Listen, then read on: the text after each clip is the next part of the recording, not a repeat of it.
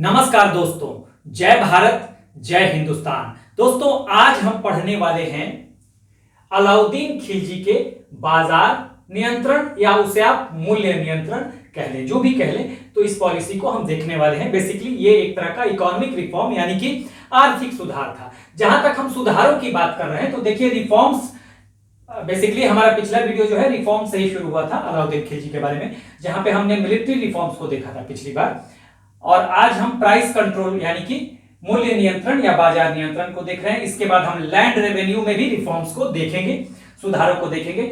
और कुछ social reforms यानी कि सामाजिक सुधार उसने किए, जिसमें शराब पे रोक लगा दी, जुआ पे रोक लगा दी और वेश्यावृत्ति पे जो रोक लगा दी। तो इसको अलग से करने की जरूरत नहीं है, इतना आप समझ जाइए कि इन तीन चीजों पे इसने रोक लगा दी थी। ठीक है, बाकी ये हम कर चुके हैं, इन दोनों को हम देखेंगे। उसके बाद और भी चीजों को देखने वाले हैं अलाउद्दीन खिलजी में। अलाउद्दीन खिलजी जो कि खिलजी वंश का दूसरा शासक था, ठीक है, और सबसे महत्वपूर्ण शासक था। शासनकाल 1296 से 1316 AD तक था। ठीक है, इस खिलजी वंश के संस्थापक का नाम क्या है? तो इसी का जो चाचा था और इसका ससुर जलालुद्दीन फिरोज खिलजी, उसने 1290 ईस्वी में यानी कि 1290 AD में दिल्ली सल्तनत के पहले वंश गुलाम वंश के खत्म होने के बाद उसने खिलजी वंश की शुरुआत की थी। मैंने आपको बताया था कि दिल्ली सल्तनत में 5 वंश आप पढ़ेंगे। सबसे पहला गुलाम वंश, जो कि हम पढ़ चुके हैं, ठीक है। उसके बाद दूसरा वंश खिलजी वंश, जिसे हम पढ़ रहे हैं। खिलजी वंश के खत्म होने के बाद हम पढ़ेंगे तुगलक वंश, उसके बाद सैयद वंश और फिर अंतिम वंश लोधी वंश। ठीक है, इनको हम पढ़ेंगे। मैंने आपको बताया था कि 1290 में, ठीक है, 1290 में दिल्ली सल्तनत के पहले वंश गुलाम वंश का खात्मा करके इसका चाचा और इसका ससुर, ठीक है, father in law Jalaluddin Firoz Khilji ने खिलजी वंश की स्थापना की थी और उसी की हत्या करके ये गद्दी पे आता है। ये बता दिया था। अलाउद्दीन खिलजी के बचपन का नाम अली गुरशप, रिवाइज कर लीजिए थोड़ा सा जल्दी से। अली गुरशप अलाउद्दीन खिलजी के बचपन। हमारा आज का टॉपिक बाजार या मूल्य नियंत्रण। अलाउद्दीन खिलजी के बचपन का नाम था अली गुरशप। उसके अगर उपाधियों की बात करें तो मैंने बताया था सिकंदर द्वितीय या सिकंदर ए सानी। सानी का मतलब भी दूसरा होता है। सिकंदर द्वितीय कह लीजिए, सिकंदर को इंग्लिश में अलेक्जेंडर भी कहते हैं, तो अलेक्जेंडर सेकंड कह लीजिए या सिकंदर ए सानी कह लीजिए। इसलिए कहा जाता है क्योंकि इसने विश्व विजय का सपना भी देखा था, बाद में उसको छोड़ दिया था सपने को। ठीक है, तो ये इस वजह से इसको कहते हैं सिकंदर द्वितीय, अलेक्जेंडर सेकंड कह ले या सिकंदर ए सानी कह ले। इसने संरक्षण दिया था, यानी कि कुछ पोएट्स थे, फारसी पोएट्स, जैसे अमीर खुसरो, अमीर हसन। तो उसमें अमीर खुसरो ने भी इसको कुछ उपाधियां दी थी, जैसे विश्व का सुल्तान, युग का विजेता, ठीक है, युग का सुल्तान, इस तरह की उपाधियां इसको मिली थी अमीर खुसरो से।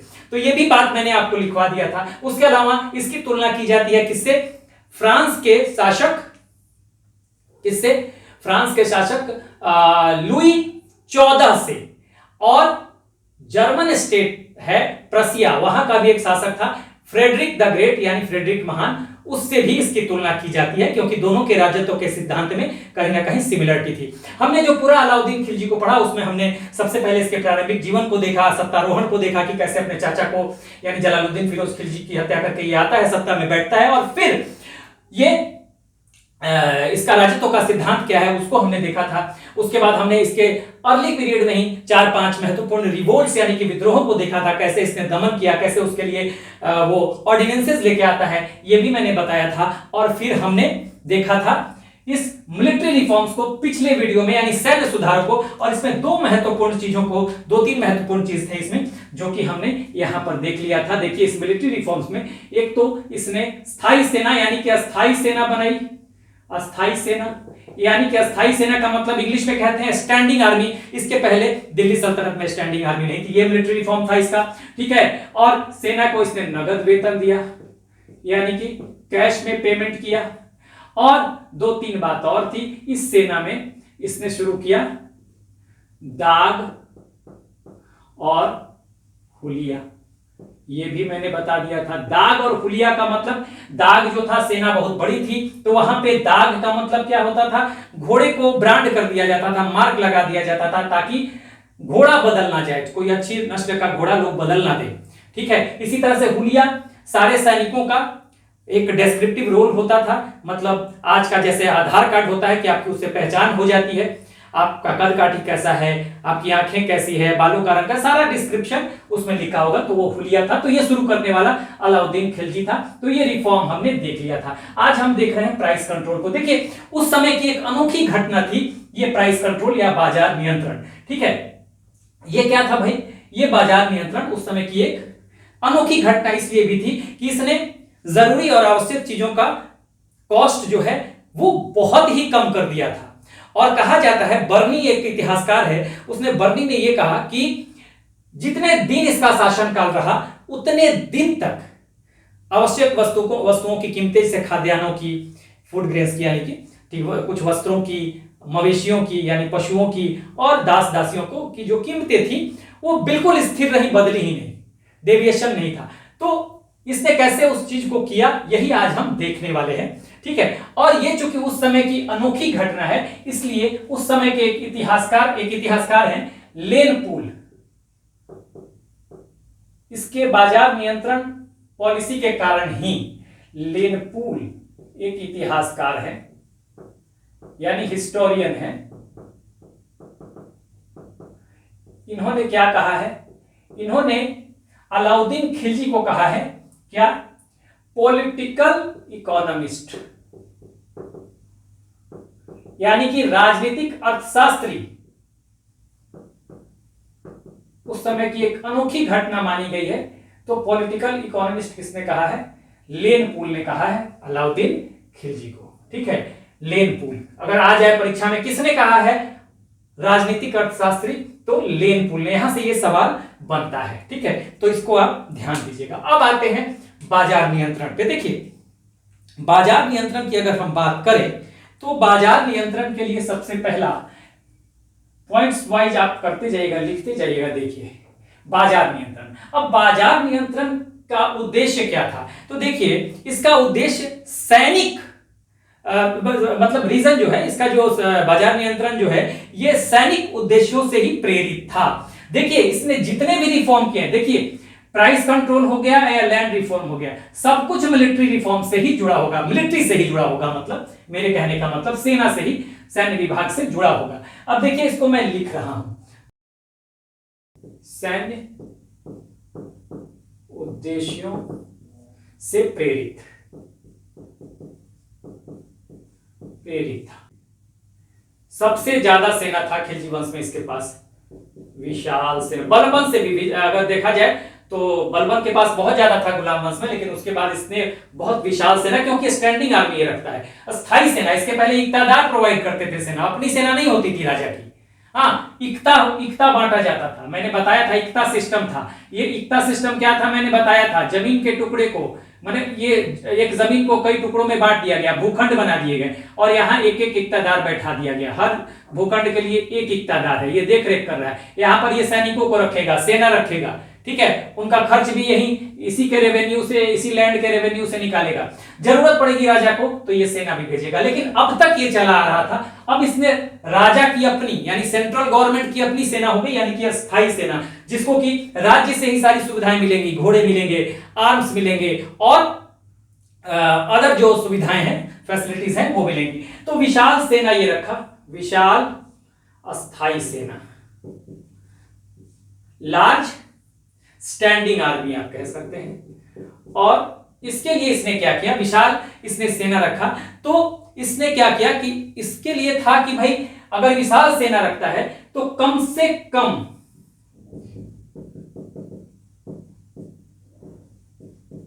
कीमतों पर इस सेना को आवश्यक चीजें उपलब्ध कराई जाए।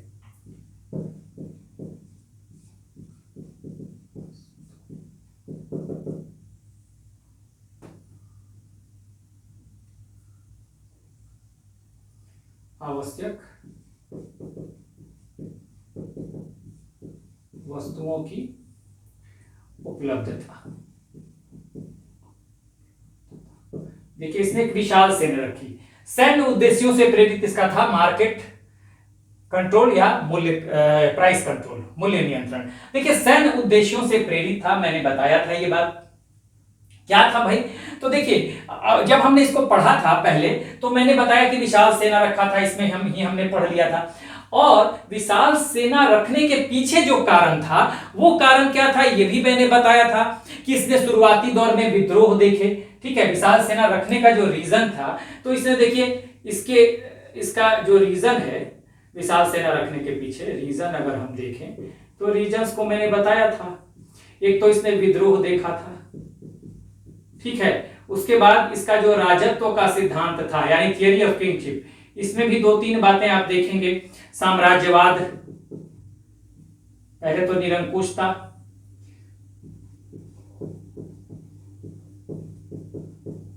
डेस्पोटिज्म, ठीक है, उसके बाद निरंकुशता था, और 2 महत्वपूर्ण बातें साम्राज्यवाद।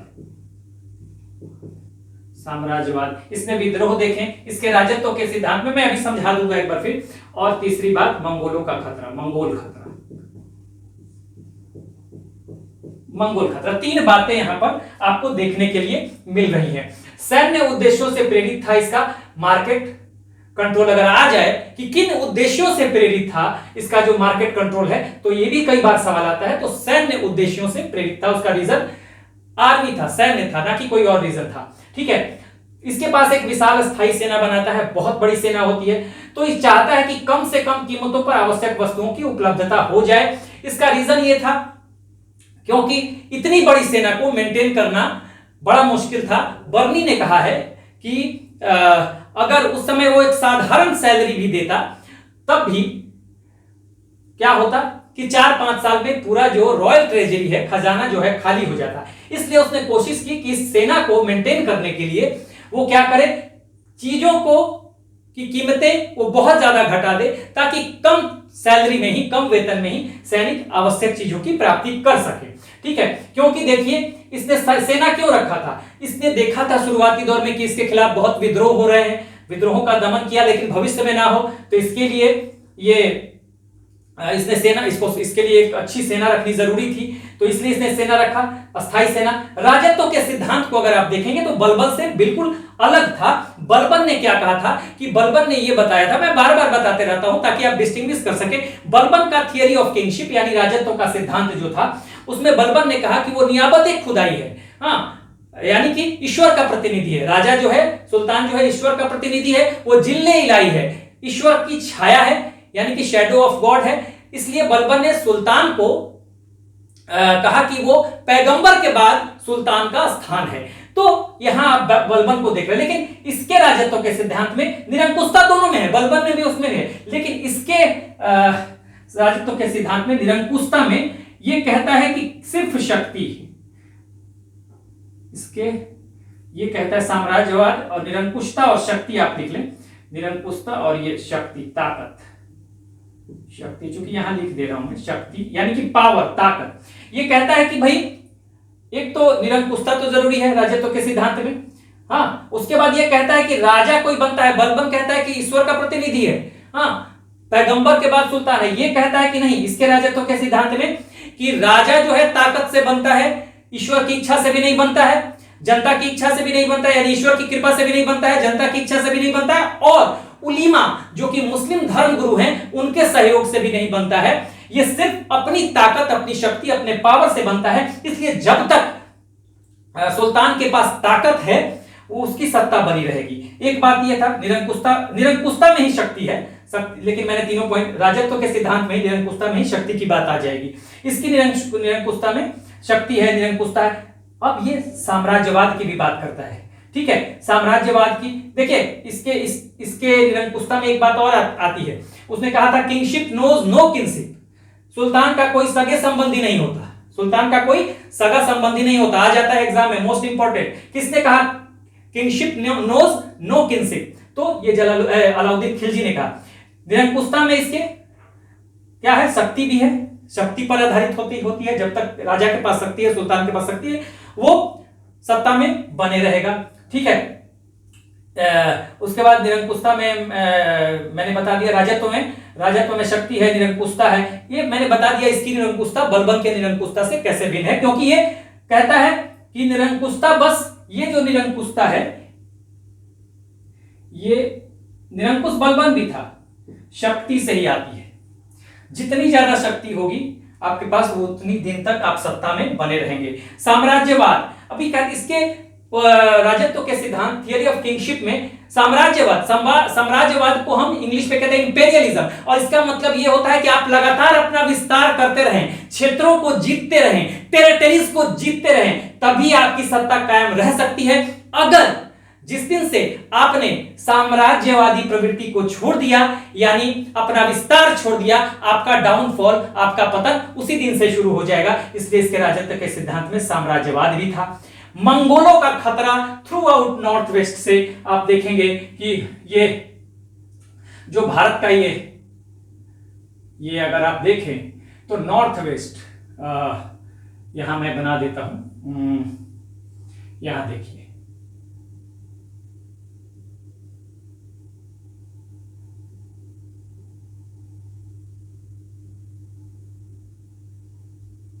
ये नॉर्थ वेस्ट, ये पाकिस्तान हो गया और ये अफगानिस्तान हो गया। ठीक है, तो ये देखिए नॉर्थ वेस्ट से आप बस अंदाजा लगा लीजिएगा। ठीक है, ये नॉर्थ वेस्ट जो है ना, ये नॉर्थ वेस्ट, इस नॉर्थ वेस्ट से हमेशा ही मंगोलों का खतरा बना रहता था, उत्तर पश्चिम से। तो इसको भी, और इसके समय कम से कम 4-5 अटैक हुए। आगे हम मंगोल नीतियों को भी देखेंगे। ठीक है, आगे हम मंगोल नीति को भी देखने वाले हैं, इसके एक्सपीडिशन को भी देखने वाले हैं, अभियानों को भी देखने वाले हैं। तो आप देखेंगे कि मंगोल खतरा भी था, और चौथा साम्राज्यवाद में ही इसके अभियान आ जाएंगे। ये साम्राज्यवाद में ही अभियान आ जाएंगे, क्योंकि इसको विस्तार करना है, अभियान चलाना है। और ये पहला शासक था, आप जानेंगे, दिल्ली सल्तनत का, जिसने दक्षिण की तरफ भी अपना विस्तार किया था। तो ये भी सवाल आ जाता है कई बार कि कौन सा ऐसा दिल्ली सल्तनत का पहला शासक था जिसने दक्षिण की तरफ भी विस्तार किया, तो या कोशिश की। तो ये आ जाएगा आपको अलाउद्दीन खिलजी, दक्षिण की तरफ बढ़ने वाला दिल्ली सल्तनत का पहला शासक। ठीक है, अलाउद्दीन खिलजी, जिसने दक्षिण की तरफ कदम रखे, विंध्य क्षेत्र को, ये विंध्य क्षेत्र को क्रॉस करेगा और दक्षिण की तरफ बढ़ेगा। ठीक है, तो ये पहला शासक था। तो ये आपको ध्यान रखना है। अब यहां पर 2-3 बातें आप समझिए। सैन्य उद्देश्यों से प्रेरित था, विशाल सेना रखा था इसने। तो विशाल सेना रखने का क्या पर्पस था, रीजन क्या था? इसके समय में विद्रोह बहुत हुए, तो विद्रोहों को भी दबाया इसने। फ्यूचर में विद्रोह ना हो, इसके लिए सेना रखनी है। राजत्व के सिद्धांत में साम्राज्यवाद भी है, निरंकुशता भी है, और यह निरंकुशता पूरी तरह से शक्ति पर आधारित है, ताकत पर आधारित है। तो आपकी राजा की ताकत सेना से होती है। राजा तब तक शक्तिशाली है जब तक उसके पास शक्तिशाली सेना है। तो ये बात भी है। हाँ, विस्तार करते, मंगोल का खतरा भी है। और यहां पर राजत्व में आपको 2 बातें, यहां निरंकुशता है, साम्राज्यवाद है। निरंकुशता शक्ति से ही चलेगी, और साम्राज्यवाद का मतलब विस्तार करते जाना है। आप देखेंगे आगे इसने नॉर्थ इंडिया में भी विस्तार किया, साउथ इंडिया में भी विस्तार किया है, तो वो आप देखेंगे। और मंगोल का खतरा, कई बार दिल्ली सल्तनत शुरू से ही मंगोलों से परेशान रहा, अपने शुरुआती दौर से ही। तो इस वजह से इसको एक विशाल सेना की जरूरत थी। 4-5 बार मंगोलों ने इस पे अटैक किया है अलाउद्दीन खिलजी के समय दिल्ली सल्तनत पे। तो इसलिए इसको विशाल सेना की रखने की आवश्यकता थी। इसलिए इसने सेना बहुत स्ट्रॉन्ग किया, अस्थाई सेना बनाया। स्टैंडिंग आर्मी, मतलब राजा की अपनी सेना, राजा की अपनी सेना, अपनी आर्मी, ये बनाया। और जब इसने बना लिया तो इसने महसूस किया कि जब तक कम कीमतों पर सैनिकों के लिए आवश्यक वस्तुओं की उपलब्धता नहीं होगी, तब तक इस सेना को मेंटेन नहीं किया जा सकता।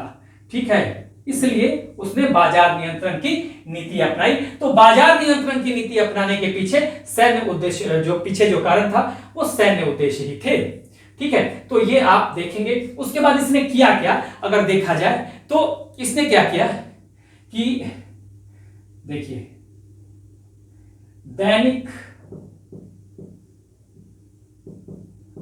उपयोग के जो भी वस्तु थे, जैसे आपको ग्रेन्स हो गए, यानी कि खाद्यान्न हो गए। ग्रेन्स का मतलब अन्न, ग्रेन्स खाद्यान्न, क्लोथ्स वस्त्र, ठीक है, एनिमल्स कपड़े, और स्लेव्स दास दासी, इन चीजों की कीमत जो है वो फिक्स कर दी। इनकी जो प्राइस है, इसने पहले एक सूची बनाई, इनकी एक सूची बनाई, ठीक है, इनकी एक सूची बनाई आवश्यक वस्तुओं की, दैनिक उपयोग के वस्तुओं की इसने क्या बनाई, सूची बनाई, लिस्ट बनाई। तो इस सूची में जो जो वस्तुएं हैं, जैसे फूड ग्रेन्स में कौन कौन से फूड ग्रेन्स हैं, क्लोथ्स, एनिमल्स, सबकी उसने एक सूची बना ली। और फिर सूची बनाने के बाद इसका एक जो है प्राइस है, मूल्य जो है ये फिक्स कर दिया। अब इसी रेट पर बेचना है, और इसके लिए इसने तमाम तरह के उपाय किए कि जो रेट इसने फिक्स किए हैं उसी पर जो वस्तुएं हैं वो बिकती रहे, ठीक है। अब आगे इसने क्या किया कि इसने बाजार यानी कि मार्केट बनाया, बाजार, ठीक है, और बाजार अलग अलग बना दिया। हाँ, अनाज के लिए अलग यानी फूड ग्रेन्स के लिए, अनाज के लिए फूड ग्रेन्स, अनाज, वस्त्र के लिए अलग, ठीक है, और एनिमल्स, पशु, ठीक है, और पशुओं में घोड़े वोड़े हो गए, ये सब हो गए, आपको पशु हो गए, स्लेव्स हो गए, इन सब चीजों के अलग अलग मार्केट बना दिए। सबके मार्केट, बाजार अलग हो गए सबके, ठीक है ना, अलग अलग बाजार हो गए। अब इस बाजार को में वो क्या क्या करेगा, इसको हम अभी देखने वाले हैं। इस बाजार में, ठीक है, इस बाजार को अनाज, वस्त्र, पशु और स्लेव्स के बाजार अलग होंगे, ठीक है, तो सबके बाजार अलग अलग बना दिए। अब इस बाजार में वो क्या करेगा, यहां पर आपने देख लिया, ठीक है, आप यहां पे पहले देख लीजिए ताकि मैं कुछ चीजों को मिटा भी सकता हूं। यहां से देखिए क्या होगा। सबसे बड़ी बात यहां पे नोट कीजिएगा कि ये जो उद्देश्य क्या है, सैन्य उद्देश्य है इसका। बाजार नियंत्रण का जो उद्देश्य है, मूल्य नियंत्रण का, वो क्या है, सैन्य है, सैन्य उद्देश्यों से प्रेरित है इसका बाजार नियंत्रण, ठीक है, सैन्य उद्देश्यों से प्रेरित है। तो ये आप देखेंगे, सैन्य उद्देश्यों से प्रेरित है। तो ये सवाल पूछा गया है कई बार कि किन उद्देश्यों से प्रेरित था, तो मिलिट्री, इसका ऑब्जेक्टिव जो था मिलिट्री था, सैन्य उद्देश्य थे। और कारण क्या थे, तो विशाल अस्थायी सेना इसने रखा, और इसने कोशिश की विशाल अस्थायी सेना रखने के रीजन मैंने बता दिए, विद्रोह, राजत्व के सिद्धांत को मैंने पहले भी समझाया है, और निरंकुशता में ये विश्वास रखता था, और निरंकुशता में कहता था कि राजा तभी तक कोई, या सुल्तान तभी तक कोई बना रह सकते जब तक उसके पास ताकत हो, शक्ति हो, पावर हो, ठीक है। तो राजत्व के सिद्धांत में निरंकुशता थी जो शक्ति पर आधारित थी। साम्राज्यवाद यानी विस्तार करते रहना है, टेरिटरी जीतना है। मंगोलों का खतरा था हमेशा नॉर्थ वेस्ट से, उत्तर पश्चिम से। और साम्राज्यवाद में आप देखेंगे कि आगे साउथ में भी अभियान चलाएगा, नॉर्थ में भी अभियान चलाएगा, यानी कि उत्तर भारत में भी और दक्षिण भारत में भी। तो इसके लिए एक बड़ी सेना की आवश्यकता थी। बड़ी सेना को कैसे मेंटेन किया जाए, तो कीमतों को कंट्रोल कर दिया जाए ताकि सेना को जो आवश्यक वस्तुएं हैं दैनिक उपयोग की, उनकी उपलब्धता उनको कम से कम कीमत पर हो सके। तो ये इसने किया सैन्य उद्देश्य। और दैनिक, सबसे पहले इसने क्या किया, दैनिक उपयोग के वस्तुओं की एक सूची बना ली, जैसे ग्रेन्स हो गए यानी खाद्यान्न, अन्न हो गए, कपड़े हो गए, क्लोथ्स, एनिमल्स, जानवर, और स्लेव्स, दास दासियां, उनकी सूची बनाकर उनका प्राइस पहले फिक्स कर दिया।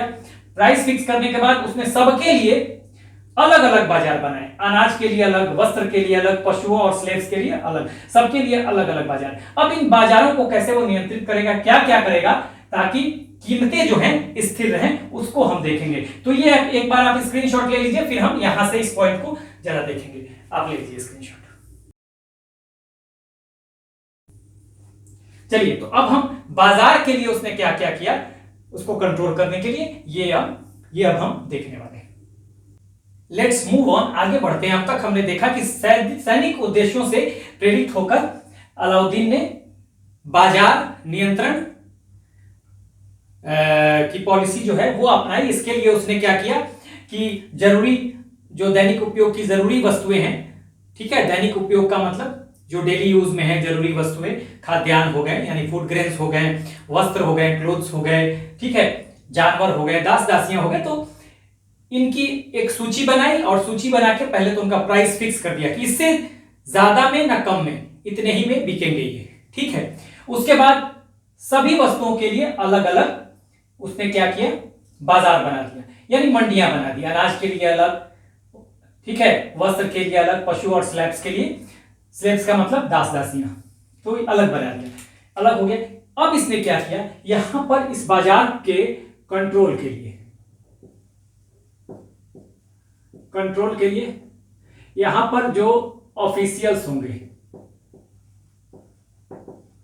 ऑफिशियल्स यानी अधिकारी, तो दो अधिकारी थे, एक है शहना या सहाना, शहाना, ये मंडी का अधिकारी हो गया, शहाना क्या हो गया, अधिकारी हो गया। इस बाजार को, सबके अलग अलग बाजार बनाए, इस बाजार को कंट्रोल करने के लिए दो ऑफिशियल्स यानी अधिकारियों को रखा, एक सहाना ए मंडी हो जाएगा, दूसरा हो जाएगा दीवान ए रियासत, ये दो अधिकारी हो गए। अब इन दोनों अधिकारियों के सहयोग के लिए एक और अधिकारी होगा, वो जज होगा। इनके सहयोग के लिए इन दोनों को कहेंगे, ये दोनों जो होंगे ये असिस्टेड बाय ए जज, असिस्टेड बाय ए जज, ये जज होगा, असिस्टेड बाय, डायरेक्ट लिखिए असिस्टेड बाय ए जज। इस जज को कहा जाता है सराय अदल। तो ये सराय अदल कौन होगा भाई, जज होगा। मेन दो ऑफिशियल होंगे, शाहना मंडी और दीवानी रियासत, इस मार्केट को कंट्रोल करेंगे, इन मंडियों को कंट्रोल करेंगे, और उनको, इन दोनों को असिस्ट करेगा एक जज होगा जिसको कहा जाता था सराय अदल, जज, ध्यान रखिएगा। अब आगे देखिए, सबसे पहले कंडीशन क्या होगा इस बाजार के लिए, व्यापारी या मर्चेंट्स, मर्चेंट्स कहें व्यापारी कहें, व्यापारी में कपड़ों के व्यापारी भी आ जाएंगे, किसान भी आ जाएंगे जो अन्न उपजा कर बेचते हैं। तो व्यापारी, सबसे पहला ये होगा कि ये जो व्यापारी हैं ये अपना पंजीकरण यानी रजिस्ट्रेशन कराएंगे, कहां पे, ऑफिस में। किस ऑफिस में, शाहाना ए मंडी, शाहाना ए मंडी के ऑफिस में रजिस्ट्रेशन कराते हैं। देखिए ये आप ध्यान दीजिएगा, पहली बात, इस बाजार में क्या होगा, शाहाना ए मंडी के ऑफिस में ये रजिस्ट्रेशन कराएंगे, पहली बात। अब देखिए ये जो व्यापारी हैं, ये व्यापारी किसान भी हो सकते हैं जो अपने अन्न को, खाद्यान्नों को, फूड ग्रेन्स को बेचेंगे, ठीक है, कपड़ों के व्यापारी हो सकते हैं, क्लोथ मर्चेंट्स हो सकते हैं, जानवरों के व्यापारी हो सकते हैं। देखिए ये तब तक अपने सामान को नहीं बेच सकते इन बाजारों में, देखिए बाहर बेचना अलाउड नहीं है। अलाउद्दीन ने क्या कहा, इसीलिए शाहाना मंडी बनाया गया, क्योंकि जो भी सामान बिकेगा वो, जैसे ये, तो देखिए इस मंडी में, इस बाजार में, अगर ये बाजार है तो इस बाजार में वही बेच सकता है जिन व्यापारियों का रजिस्ट्रेशन होगा शाहाना मंडी के ऑफिस में। इसका एक ऑफिस होगा शाहाना मंडी का, उसके दफ्तर में अगर रजिस्ट्रेशन नहीं है तो ये व्यापारी इन बाजारों में आ नहीं सकता और ना ही यहां पर सामान को बेच सकता है। और बाहर बेचने का परमिशन नहीं है, बाहर जो भी, इस बाजार के बाहर जो भी बेचेगा उसके लिए पनिशमेंट है, पहली बात। तो इनकी मजबूरी है व्यापारियों की कि इनको कराना ही कराना है, ठीक है।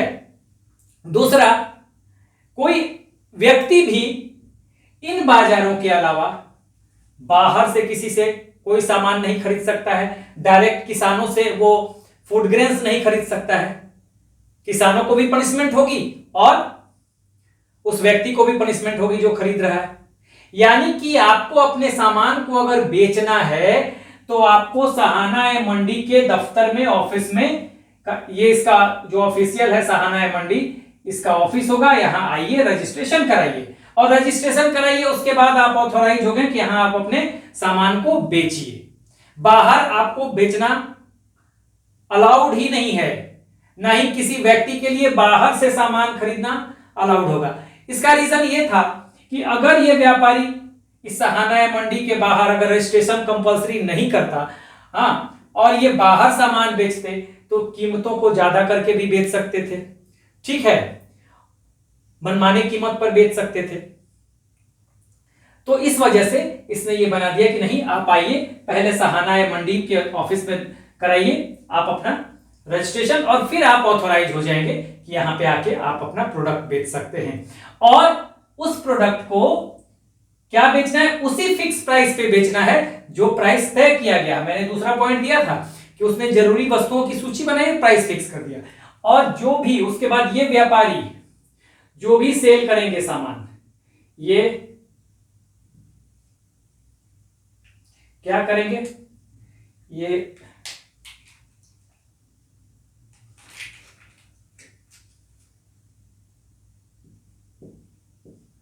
तय कीमत पर सामान अपने बेचेंगे, कोई भी सामान हो। पहली बात, सामान बेचेंगे तय कीमत पर। दूसरा, अगर सामान जो है, मान लीजिए फूड ग्रेन्स है, तौल में कम है, सामान अगर तौल में कम है,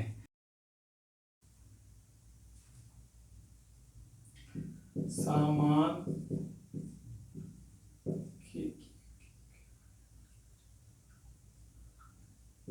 वजन के बराबर शरीर से मांस काट लिया जाएगा।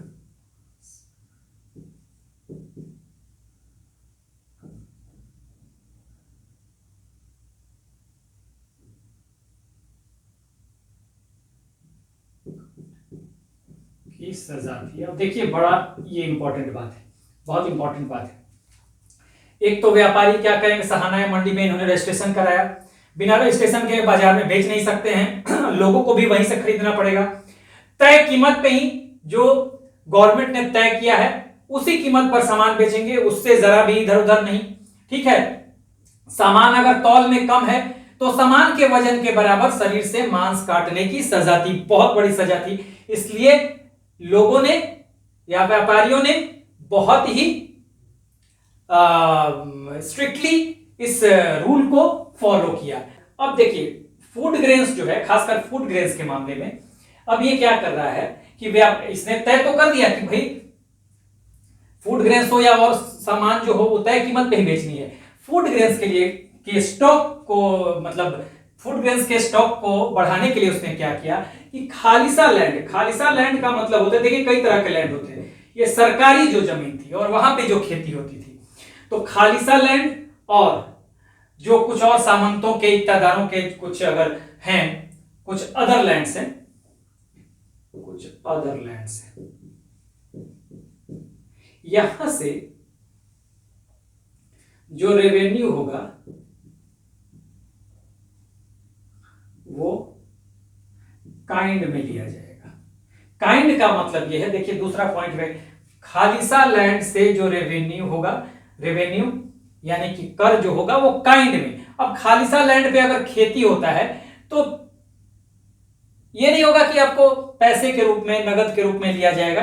काइंड का मतलब यहां फूड ग्रेन, काइंड का मतलब फूड ग्रेन, अन्न ले लिया गया, फूड ग्रेन, फूड ग्रेन लिया गया, इसको स्टॉक कर दिया गया, ठीक है, और इसको स्टॉक कर दिया गया, यानी कि इनसे लिया गया काइंड में फूड ग्रेन और फिर इसको स्टॉक करके जमा कर दिया गया ताकि उपलब्धता बनी रहे इससे, किस चीज की, खाद्यान्नों की।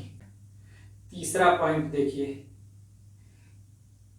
दो चीजों पे रोक लगाई गई, एक तो ब्लैक मार्केटिंग, ब्लैक मार्केटिंग, कालाबाजारी, ये नहीं चलेगा, ठीक है, और दूसरा आपको जमाखोरी यानी होर्डिंग, जमाखोरी,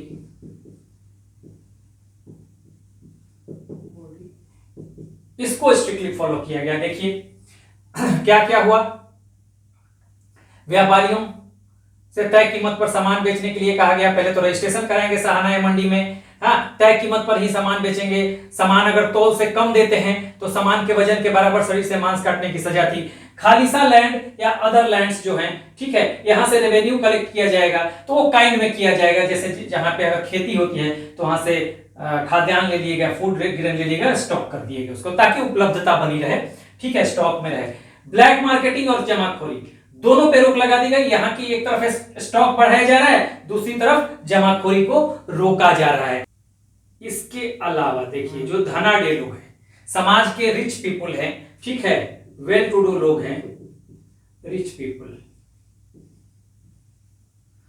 ये क्या कर, इनके लिए एक परमिशन होगी अगर इनको महंगे सामान खरीदने हैं, ठीक, कॉस्टली आइटम्स के लिए, तो इनको परमिशन लेना होगा।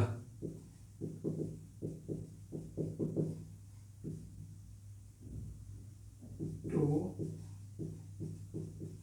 Purchase costly items. तो देखिए यहां पर जो आपको समझना है कुछ चीजें हमने जो देखिए, पहले तो आपको क्या किया गया, अब इसको फिर से समझ लीजिए जल्दी जल्दी। यहां पे जो सवाल बनेंगे, सहाना मंडी और दीवाने रियासत कौन से ऑफिशियल्स थे जो बाजार को कंट्रोल करते थे? सहाना मंडी और दीवाने रियासत। इनको सहयोग कौन करता था? एक जज होता था जिसको सराय अदल कहा जाता था। अब हुआ क्या था, बाजारों को पहले जरूरी वस्तुओं की कीमतें तय कर दी गई और उनके अलग अलग बाजार बना दिए गए। अनाज के लिए अलग, वस्त्र के अलग, पशु और स्लेव्स यानी दास दासियों के लिए अलग बाजार हो गया। उसके बाद हर व्यापारी को पंजीकरण यानी कि रजिस्ट्रेशन कराना पड़ा। कहां पे रजिस्ट्रेशन कराएगा, ये सवाल बनता है। कहां पे रजिस्ट्रेशन कराते थे? मोस्ट इंपॉर्टेंट, सहाना मंडी में रजिस्ट्रेशन कराएंगे, उसके ऑफिस में कराएंगे, ताकि वो इस मंडी में सामान बेचने के लिए ऑथोराइज हो जाए और इसके अलावा वो बाहर ना बेच सके सामान, ठीक है, लोग बाहर ना, क्योंकि अगर बाहर बेचेंगे सहाना, क्योंकि मंडी में तय किया गया है ना कि मंडी में ही आप उस कीमत पे बेचेंगे, अगर आप बाहर बेचते हैं तो आप मनमानी कर सकते हैं, इसलिए ये रजिस्ट्रेशन की बात कही गई थी। तय कीमत पर ही सामान बेचेंगे, सामान में अगर तोल से कम, देखिए सवाल बन सकता है कि अलाउद्दीन के समय अगर तोल से कम, हाँ, अंडरवेट सामान दिया गया, ठीक है, तो क्या होगा, सामान के बराबर, उस आइटम के बराबर, उस आइटम का जितना वजन होगा उतना ही मांस काट लिया जाएगा। ये बड़ी बात यहां पर, जितना उस आइटम का वजन होगा उतना मांस काट लिया जाएगा। अब देखिए दो बातें हो गई। अब एक तो कीमत तय कर दी गई, पनिशमेंट भी तय कर दिया गया। अब फूड ग्रेन्स के मामले में क्या किया गया, खालिसा लैंड है या अदर लैंड है? खालिसा लैंड का मतलब सरकारी जमीन, सेंट्रल गवर्नमेंट का जो है, ये किसी प्राइवेट आदमी की जमीन नहीं होगी, और कुछ अदर लोगों की भी, जो कुछ प्राइवेट, जो जिनके पास जमीनें हैं, उन लोगों से जो टैक्स लिया गया, खालिसा लैंड तो सरकार का ही है, तो वहां से टैक्स के बदले, यानी रेवेन्यू के बदले, भू राजस्व के बदले काइंड में लिया गया, यानी कि खाद्यान्न ही ले लिए गए, फूड ग्रेन्स ले लिए गए। इनसे भी जो प्राइवेट कुछ लोग हैं जिनके पास जमीन है, उनसे भी टैक्स वसूला गया, तो खाद्यान्न के रूप में ही, काइंड के रूप में भी, और इसको स्टॉक कर दिया गया, जमा कर दिया गया। और जमा करने के बाद देखिए ब्लैक मार्केटिंग पे भी रोक है और जमाखोरी पे भी रोक है। कोई जमाखोरी, क्योंकि जमाखोरी कर देगा तो फिर सामान की कमी हो जाएगी, फूड ग्रेन्स की कमी हो जाएगी, तो जमाखोरी भी नहीं करना है। तो इस सारे नियम लागू किए गए। उसके बाद अगर बहुत ही अमीर आदमी व्यक्ति है समाज का और उसको कोई कॉस्टली आइटम खरीदना है, तो permission to purchase costly item, उसको परमिशन लेना पड़ेगा, ठीक है ना, सरकार से, ऐसे नहीं खरीद सकता वो। तो ये सब चीजें उसने मूल्य नियंत्रण में लागू किया और बहुत ही अनोखा प्रयास था, कहा गया। बर्नी ने कहा है कि जितने दिन तक अलाउद्दीन का शासनकाल रहा, प्राइसें स्थिर रही, हाँ, इन सारी चीजों की कीमतें गिर गई, अनाज की, वस्त्रों की काफी गिर गई थी, ठीक है, और सैनिक बड़ी आराम से क्या करते थे, चीजों को लेते थे, उनके तनख्वाह में, उनके वेतन में बड़ी आराम से, उनका कम वेतन में भी काम चल जाता था। कीमतों को इसने इतना कंट्रोल कर दिया था। एक बड़ी बात, इसीलिए इसके बाजार नियंत्रण पॉलिसी के लिए ही लेनपूल एक इतिहासकार है, वो इसको पॉलिटिकल इकोनॉमिस्ट कहते हैं, यानी कि राजनीतिक अर्थशास्त्री कहते हैं। तो ये भी मोस्ट इंपॉर्टेंट है। किसने कहा है राजनीतिक अर्थशास्त्री अलाउद्दीन को? तो लेनपूल ने कहा है, ठीक है। तो ये सब बातें आपको याद रखना पड़ेगा। सहाना मंडी की शुरुआत किसने की? अलाउद्दीन खिलजी ने। हाँ, किसके समय में सामान जो है या वस्तु जो है, अगर अंडरवेट यानी माप में कम दिया जाता था, तौल में कम दिया जाता था, तो वस्तु के तौल के बराबर, वस्तु के माप के बराबर उतना मांस शरीर से काट लिया जाता था व्यापारियों से। तो अलाउद्दीन के समय, ठीक है, खालिसा लैंड से क्या किया जाता था भाई, आपको स्टेटमेंट बना के भी दे सकता है। खालिसा लैंड से रेवेन्यू कैसे कलेक्ट किया जाता था? तो काइंड में, फूड ग्रेन से, जिसको स्टॉक कर दिया जाता था। ये कॉन्सेप्चुअल चीजें हैं। ब्लैक मार्केटिंग, जमाखोरी पर रोक, रिच पीपुल जो होंगे, समाज के धनाढ़ लोग होंगे, उनको परमिशन लेना पड़ेगा कॉस्टली आइटम्स के लिए। तो ये हमने बाजार नियंत्रण को बहुत अच्छे से देख लिया। ठीक है, आगे हम देखेंगे इसके लैंड रेवेन्यू पॉलिसी को, वो भी जुड़ा हुआ है। जो भी ये देखिए, प्राइस कंट्रोल और लैंड रेवेन्यू दोनों है, वो मिलिट्री रिफॉर्म से कहीं ना कहीं जुड़ा हुआ है। ये 50% ले लेगा लैंड रेवेन्यू, वो भी लैंड रेवेन्यू लेगा 50%, यानी कि अच्छा खासा राज्य को धन आएगा उससे, तो इससे भी मेंटेन कर लेगा आर्मी। तो वो सब चीजें हैं, आप इसको बहुत ध्यान से देखिए, अच्छे से पढ़िए, और इससे आप लिख भी सकते हैं कि अलाउद्दीन के प्राइस कंट्रोल पॉलिसी पे 100, 200, 250 वर्ड लिखे, तो इससे आप निचोड़ निकाल सकते हैं। आप लीजिए screenshot. So this is the end of the video. Do like, share and subscribe. Take care. Keep smiling. Jai Hind.